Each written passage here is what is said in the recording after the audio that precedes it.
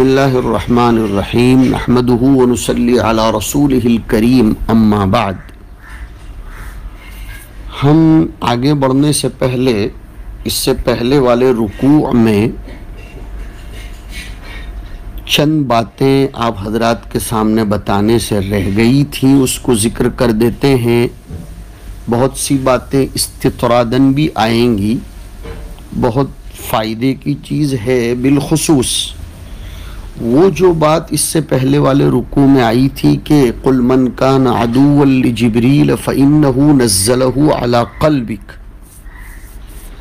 آیت کریمہ میں نَزَّلَهُ عَلَى قَلْبِكَ، اسی طریقے سے وَإِنَّهُ لَتَنزِيلُ رَبِّ الْعَالَمِينَ نَزَلَ بِهِ الرُّوحُ الْأَمِينُ عَلَى قَلْبِكَ۔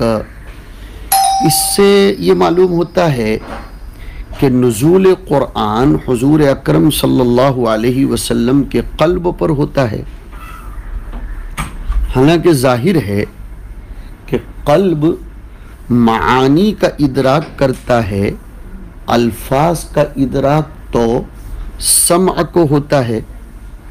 اس سے لازم آتا ہے کہ منزل من اللہ صرف معانی ہوں، الفاظ منزل من اللہ نہ ہوں۔ ان لوگوں کو تو ناچنے کودنے کا موقع مل جائے گا جو یہ کہتے ہیں کہ الفاظ قرآنیہ منزل من اللہ نہیں ہیں، اور ان کو نزلہ علی قلبک سے دھوکہ ہو رہا ہے۔ اہل باطل ہیں یہ لوگ، جبکہ ہم نور الانوار میں بھی پڑھ کر آئے القرآن ہوا النظم والمعنی جمیعا۔ تو ایک جواب تو یہ ہے کہ ٹھیک ہے، برسبیل تسلیم زیادہ سے زیادہ معانی کا منزل ہونا معلوم ہوا، الفاظ کا منزل نہ ہونا کہاں معلوم ہوا؟ یہ تو ہمارے کام کی بات نکل آئی کہ معانی بھی اللہ نے نازل فرمائے ہیں، الفاظ منزل نہیں ہیں، ایسا کیسے پتہ چل رہا ہے؟ نہیں، اس لیے کہ عدم ذکر دلیل نہیں ہے ذکر عدم کی۔ ان کا منزل ہونا یعنی الفاظ کا منزل ہونا دوسری نصوص سے معلوم ہوتا ہے، جیسے انا انزلناہ قرآنا عربیا، اور عربی ہونا یہ الفاظ کی صفت ہے۔ لیکن یہ جواب ایسا ہے جس سے عوام کو شاید تشفی نہ ہو۔ قاضی ثناء اللہ پانی پتی رحمۃ اللہ علیہ صاحب تفسیر مظہری نے ایک اچھا جواب دیا ہے، وہ فرماتے ہیں کہ قاعدہ یہ ہے کہ زبان جاننے والے کو اپنی مادری زبان میں گفتگو سنتے ہوئے سب سے پہلے توجہ اور التفات معنی کی طرف ہوتا ہے، الفاظ کی طرف بعد میں اس کی توجہ اور التفات ہوتا ہے، اور غیر مادری زبان میں اول التفات الفاظ کی طرف ہوتا ہے، ثانوی معانی کی طرف۔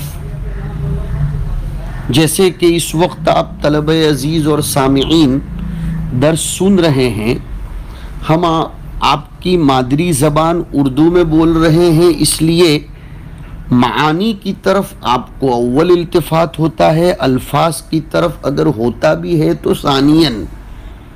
قرآن مجید چونکہ آپ علیہ الصلاۃ کی زبان میں تھا، اس لیے وحی سناتے وقت اول التفات آپ کو معانی کی طرف ہوتا، پھر الفاظ کی طرف۔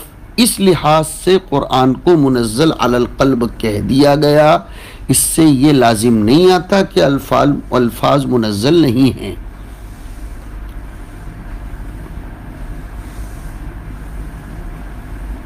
ایک بات یہ بھی تو ہے کہ الفاظ دل میں بھی تو ہوتے ہیں۔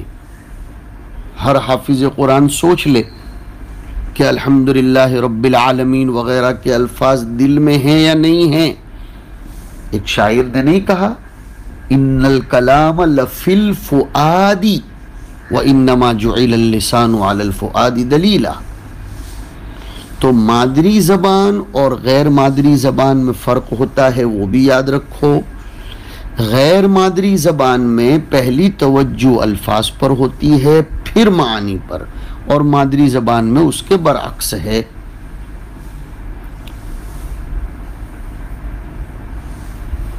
التفات اول معانی پر ہوتا ہے، پھر الفاظ کی خصوصیات پر، اگرچہ خارج میں دونوں ایک دوسرے کے مقارن ہیں، مگر التفات میں تقدم اور تأخر ضرور ہے۔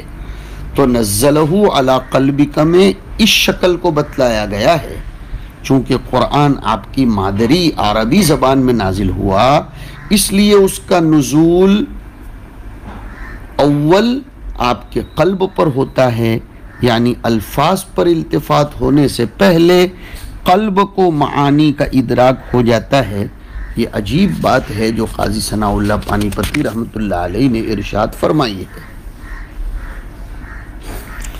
ایک بات اور بھی ہمارے بزرگوں کی تحریرات میں نظر سے گزری، ہاروت و ماروت کے باب میں، وہ بھی تتمیما للفائدہ سناتا چلتا ہوں۔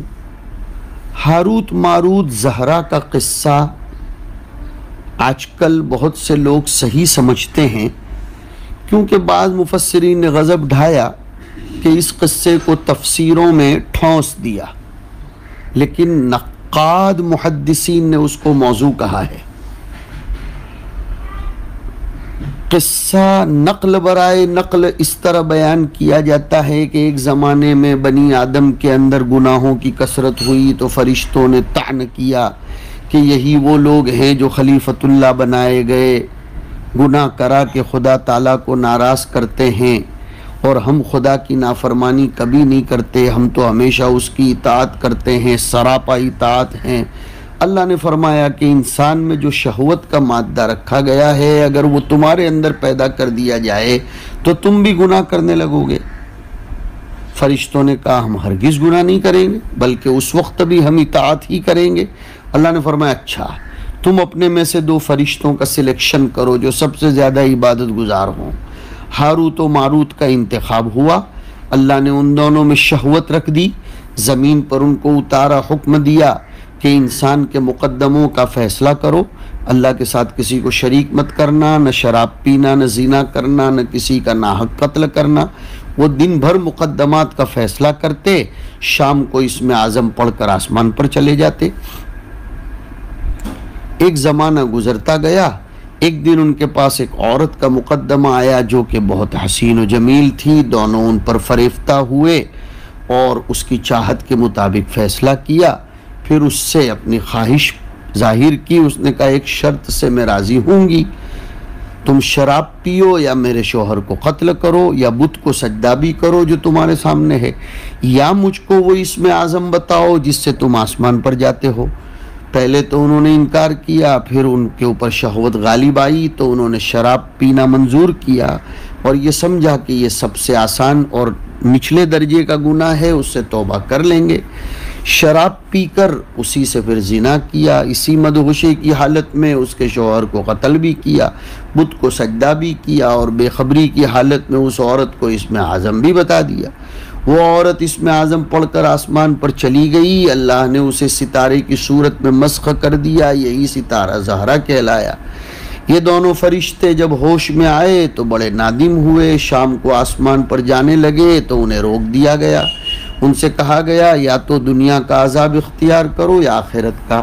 انہوں نے دنیا کو عذاب سمجھ کر اختیار کر لیا۔ وہ دونوں بابل کے کنویں میں اوندھے منہ لٹکے ہوئے ہیں جہاں ان کو عذاب ہو رہا ہے، اور یہ دونوں فرشتے جادو کی تعلیم بھی کرتے ہیں جس کی تعلیم کا ان کو حکم ہوا تھا۔ یہ سحر اور جادو انہی سے منقول چلا آتا ہے۔ یہ قصہ نقل برائے نقل میں نے بولا ہے، اس کو سن کر وہ شخص جس کو حدیث سے ذرا بھی دلچسپی ہو، مس ہو، فوراً کہے گا کہ یہ موضوع ہے، اس کا طرز ہی بتلا رہا ہے۔ حدیث کے موضوع ہونے کو ثابت کرنے کے لیے کبھی کبھی متن واقعہ اور متن حدیث بھی بتا دیتی ہے کہ یہ موضوع ہے، یہ حضور کی حدیث ہو ہی نہیں سکتی، یہ اسرائیلیات میں سے ہے۔ میں نے تو صرف اس لیے بتایا تاکہ آپ طلبہ اس طرح کی اسرائیلی تفسیریں اور ایسے واقعات کے پیچھے نہ پڑیں۔ آج کل ہمارا ذوق عجیب ہو گیا، علمی ذوق کے بجائے ہم واقعاتی اور قصصی ذوق کے پیچھے پڑ گئے۔ شرعی حیثیت سے بھی اس پہ بہت سے اشکالات ہیں۔ ایک تو یہ کہ فرشتے اللہ کے سامنے اس طرح گفتگو کر ہی نہیں سکتے کہ اللہ تو یہ فرمائے کہ اگر تم میں شہوت پیدا کر دی جائے تو تم بھی انسانوں کی طرح گناہ کرنے لگو گے، اور اللہ کی بات کو رد کر دیں گے کہ نہیں ہم اس حال میں بھی گناہ نہیں کر سکتے۔ فرشتے کبھی ایسا نہیں کر سکتے۔ لا یعصون اللہ ما امرهم ویفعلون ما یؤمرون۔ دوسری بات یہ بھی تو ہے کہ جس زنا کی وجہ سے یہ فرشتے معذب ہوئے وہ عورت کیوں نہیں ہوئی، یہ سوال بھی ہوتا ہے۔ وہ اسم اعظم پڑھ کر آسمان پر کیسے چلی گئی، ایسی مقرب کیوں ہو گئی؟ اور بھی بہت سے اشکالات ہوتے ہیں۔ علمی ذوق بناؤ، تحقیقی ذوق بناؤ اور سمجھو۔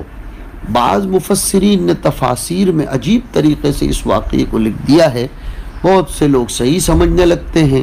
اس لیے ہر کتاب بچوں دیکھنے کے قابل بھی نہیں ہوتی۔ اپنے بزرگوں، اپنے بڑوں، اپنے اساتذہ کو تجویز کرو، ان کو کتاب دکھاؤ۔ جب وہ کہہ دیں کہ یہ کتاب دیکھنے کے قابل ہے تو پھر مطالعہ کرو۔ جن کتابوں میں یہ قصہ مذکور ہے، ہم نہیں کہتے وہ کتابیں معتبر نہیں ہیں، لیکن اتنا ضرور ہے، سنو یہ جملہ، ہر معتبر کتاب کا ہر جز معتبر نہیں ہوتا۔ ایک کتاب معتبر ہو لیکن اس میں کوئی بات غیر معتبر بھی ہو سکتی ہے۔ ایک دو مضمون کے غیر معتبر ہونے سے پوری کتاب کو غیر معتبر نہیں کہہ سکتے۔ لیکن کون سی بات معتبر، کون سی غیر معتبر، اس کا امتیاز محقق عالم ہی کر سکتا ہے کہ اس کتاب میں کون سی بات غیر معتبر ہے۔ مطلب یہ ہے کہ یہ قصہ محض غیر معتبر ہے، اس پر کسی صورت میں اعتماد نہیں کرنا چاہیے۔ صحیح قصہ وہ ہے جو ہم نے سنایا تھا کہ ایک زمانے میں دنیا میں خاص طور پر بابل میں جادو کا بہت چرچا تھا۔ اس کے عجیب آثار دیکھ کر جاہلوں کو انبیاء علیہم السلام کے معجزات میں اور جادو میں اشتباہ ہونے لگا تھا، کیونکہ سحر سے بھی بعض باتیں خرق عادت کے طور پر ظاہر ہو سکتی ہیں، حالانکہ سحر اور معجزے میں کھلا فرق ہے۔ فرق کیا ہے؟ سحر میں اسباب خفیہ ہوتے ہیں، معجزے میں اسباب مطلقاً نہیں ہوتے، وہ تو صرف فضل اور قدرت الہیہ ہوتا ہے۔ دوسرا یہ بھی فرق ہے سحر اور معجزے میں کہ سحر کے شرائط مقرر ہوتے ہیں، معجزے میں غیر اختیاری اللہ کی مرضی پر منحصر، کوئی شرط ہوتی ہی نہیں۔ نمبر 3 فرق یہ ہے کہ سحر کے لیے خاص زمان اور مکان ہوتا ہے، اس کے علاوہ میں وہ چلتا نہیں۔ معجزے کے لیے کوئی زمان و مکان نہیں ہوتا۔ چوتھا فرق یہ ہے سحر کا مقابلہ و معارضہ ممکن ہے، معجزہ کا کسی صورت میں نہیں۔ پانچواں فرق یہ ہے معجزے میں تحدی اور چیلنج ہوتا ہے، سحر میں نہیں ہوتا۔ ہاں یہ سب فرق آپ نے سنے۔ سحر میں اسباب طبعیہ کو دخل ہوتا ہے، زیادہ تر اس کا مدار تخیل پر ہوتا ہے۔ معجزے میں اسباب طبعیہ کو ذرہ بھی دخل نہیں ہوتا، وہ اللہ کے حکم کے بغیر کبھی نہیں ہو سکتا۔ معجزہ محض اللہ کے حکم سے بغیر اسباب کے خلاف عادت ظاہر ہوتا ہے۔ صاحب معجزہ کے اخلاق، عادات و اطوار، اعمال میں بھی فرق ہے، ساحر کی حالت میں بھی فرق ہے، زمین آسمان کا۔ نبی کی صحبت سے اللہ کی محبت و معرفت، آخرت کی رغبت، دنیا سے نفرت پیدا ہوتی ہے، ان کے پاس بیٹھنے سے دل میں نور پیدا ہوتا ہے، اور انبیاء کے وارثین کا بھی حال یہ ہے۔ اس کے برخلاف جادوگر کی صحبت میں اس کے خلاف اثر ہوتا ہے، لیکن اس فرق کو وہی پا سکتا ہے جس کی طبیعت سلیم ہو، عقل صحیح ہو۔ عوام نہیں سمجھ سکتے، ان کے لیے تو نبوت کی دلیل معجزہ ہوتا ہے۔ ظاہر میں معجزہ اور سحر دونوں نظر تو یکساں آتے ہیں، اس لیے اللہ نے اس اشتباہ اور ظاہری یکسانیت کو دور کرنے کے لیے بابل میں 2 فرشتے ہاروت اور ماروت نام کے نازل کیے، تاکہ وہ لوگوں کو سحر کی حقیقت پر مطلع کریں۔ کہ اس میں فلاں فلاں اسباب کو دخل ہے، اس لیے یہ من جانب اللہ ساحر کی مقبولیت کی دلیل نہیں۔ ان اسباب کے ذریعے سے ہر شخص وہ کام کر سکتا ہے جو ساحر کے ہاتھ سے ظاہر ہوتے ہیں۔ یہ شبہ نہیں ہونا چاہیے کہ سحر تو حرام اور کفر ہے، اس کی تعلیم کے لیے فرشتے کیوں اترے؟ بتایا تھا کہ سحر پر عمل کرنا حرام اور کفر ہے، باقی اس کا جاننا، شرعی ضرورت کے مطابق سیکھنا، جبکہ اس پر عمل مطلق نہ ہو، حرام نہیں ہے۔ جیسے پوری مثالوں کے ذریعے سمجھایا تھا کہ سور اور کتے کا گوشت کھانا حرام ہے، لیکن اس کے گوشت کی خاصیت معلوم کرنا، لوگوں کے سامنے بیان کرنا، یہ حرام نہیں ہے، کیونکہ خاصیت جاننے اور بتلانے کو گوشت کھانا نہیں کہہ سکتے، تو جادو بتلانے اور سکھلانے کو جادو کرنا نہیں کہہ سکتے۔ شراب پینا حرام ہے، لیکن طبی کتاب میں شراب کی خاصیتیں کوئی لکھے، فقہ کی کتاب میں بھی لکھی ہوئی ہیں، تو ان کو پڑھنا پڑھانا حرام تھوڑا ہوگا، اس لیے کہ پڑھنے پڑھانے کو شراب پینا نہیں کہہ سکتے۔ اسی طرح کلمات کفریہ کا عمدن زبان سے نکالنا کفر ہے، لیکن اگر کوئی شخص کلمات کفریہ سے بچانے کے لیے ان کو جانتا، سیکھتا، سکھلاتا ہو کہ کن کلمات سے ایمان جاتا رہتا ہے تاکہ میں بھی بچوں، سامعین اور عوام کو بھی بچاؤں، یہ کفر نہیں بلکہ جائز ہے۔ فقہا نے تو کلمات کفر کے لیے مستقل ابواب منعقد کیے ہیں، جن میں ایسی باتوں کو تفصیل کے ساتھ بیان کیا جس سے ایمان جاتا رہتا ہے، لیکن اس کے جاننے پڑھنے کو کوئی حرام تھوڑا کہتا ہے۔ نقل کفر نہیں ہے۔ فلسفے کے مسائل کا حال بھی یہی ہے، جو باتیں آپ کے سامنے بتلا دی گئی تھیں، یہ چند باتیں مجھے سمجھ میں آ رہی تھی کہ ہم آپ کو اور تفصیل سے سمجھا دیں، تو آپ کے سامنے ذکر کیا۔ پھر اوپر کے رکوع میں آیا وَلَقَدْ عَلِمُوا لَمَنِ اشْتَرَاهُ مَا لَهُ فِي الْآخِرَةِ مِنْ خَلَاقٍ، پتہ چلا علم مضر سے اللہ کی پناہ طلب کرنی چاہیے۔ علم مضر، علم غیر نافع وہ ہے جو آخرت میں کام نہ آوے۔ سمجھ میں آ گیا کہ علم نافع وہ ہے جو آخرت میں کام آوے۔ اب بعض علماء کی غلطی تو یہ ہے کہ ان میں سے بعض ساری عمر علوم غیر نافع ہی میں صرف کر دیتے ہیں، صرف معقولات ہی پڑھتے ہیں، اور ظاہر ہے کہ معقول آخرت میں کام آنے والی نہیں۔ البتہ اگر علم دین کے ساتھ معقولات کو اس غرض سے پڑھا جائے کہ اس سے فہم و استدلال میں سہولت ہو جائے، تو اس وقت پھر معقولات کا حکم وہی ہوگا جو منقولات کا ہے، جیسے نحو، صرف، بلاغت وغیرہ، منطق، فلسفہ، یہ سب علوم الہیہ ہیں۔ اگر ان سے علم دین میں مدد لی جائے تو طبعاً ان سے بھی ثواب مل جاتا ہے، لیکن ساری عمر ان علوم میں گنوانا یہ سراسر حماقت ہے۔ جیسے کوئی شخص ساری عمر ہتھیار کی درستی اور صفائی میں گزار دے اور ان ہتھیار سے ایک دن بھی کام نہ لے، تو ہر شخص بے وقوف کہے گا۔ اور بعضے صرف معقول تو نہیں پڑھتے لیکن علوم دینیہ اس کی تقدیم کرتے ہیں، یہ بھی غلطی۔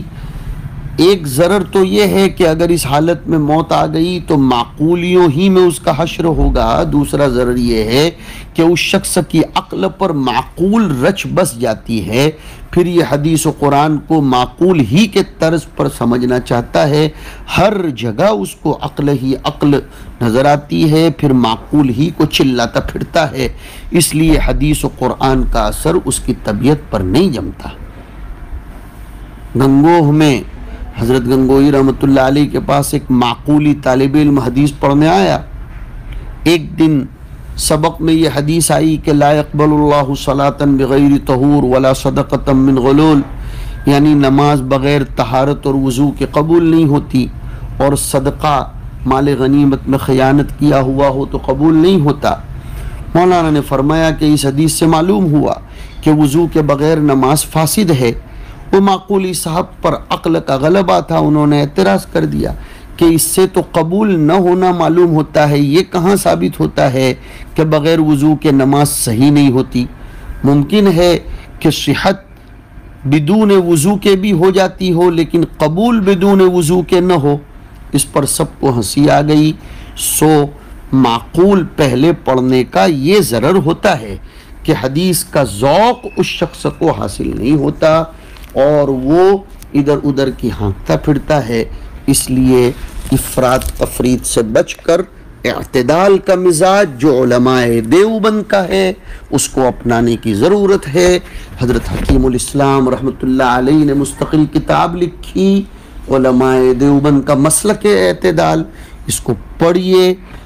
اور جو لوگ ان معقولات کی طرف قطعا نظر نہیں کرتے وہ ظاہر پرست بن جاتے ہیں اور پھر ان میں سلفیت آ جاتی ہے، لہٰذا دونوں کا سنگم ہونا چاہیے اور اسی چیز کو استحکام کے ساتھ ہمارے نصابوں میں شامل کیا گیا ہے۔ اللہ ہمارے ان بزرگوں کی قبروں کو نور سے بھرے، وصلی اللہ علی النبی الکریم۔